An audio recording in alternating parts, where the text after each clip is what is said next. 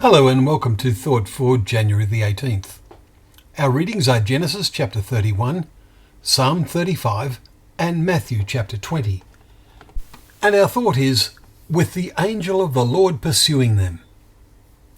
In many parts of the Bible we read of the angels of God. The record often makes it clear that the angels represent God, speaking on his behalf. Sometimes it is written as though it is God himself speaking, such as with Moses at the burning bush.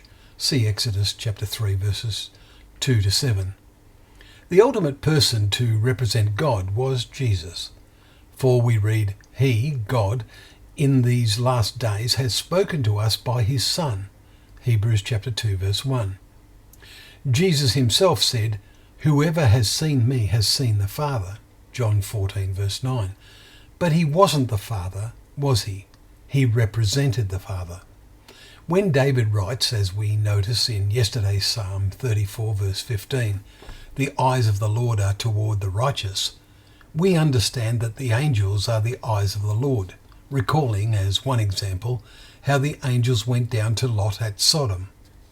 Indeed, we recall many examples of angels being involved in the lives of Abraham, Isaac and Jacob in our Genesis readings. When we come to read Exodus at the end of the month, we will see that the same happens with Moses. In the generations after that, God worked more through his prophets, although we have seen how God spoke to Elijah in a still small voice.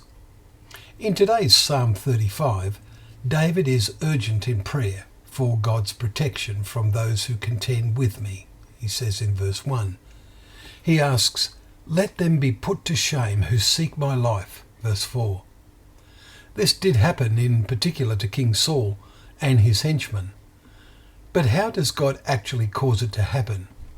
We might say it is impossible to know, but David observes, Let them be like chaff before the wind, with the angel of the Lord driving them away, verse 5. Then he adds, Let their way be dark and slippery, with the angel of the Lord pursuing them, verse 6. We read in many places of the Lord of hosts and understand this to mean the multitudes of angels.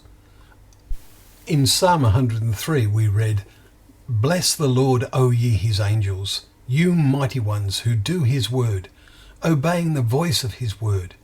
Bless the Lord, all his hosts, his ministers, verses 20 and 21. When Jesus was in the Garden of Gethsemane, there appeared to him an angel from heaven strengthening him, we read in Luke 22 verse 43. Will some of us soon see angels? Well, in a few days' time we will read of Jesus saying that when he is seen coming on the clouds of heaven with power, these great clouds will be the glorified faithful saints described in Hebrews chapter 12 verse 1. Then he will send out his angels. They will gather his elect, the scattered remnant of Israel, from every part of the earth. Matthew 24 verses 30 and 31. Well, thank you once again for joining us for Thought for the Day, where together we can open up the pages of God's Word, knowing that Word to be a lamp to our feet and a light to our path.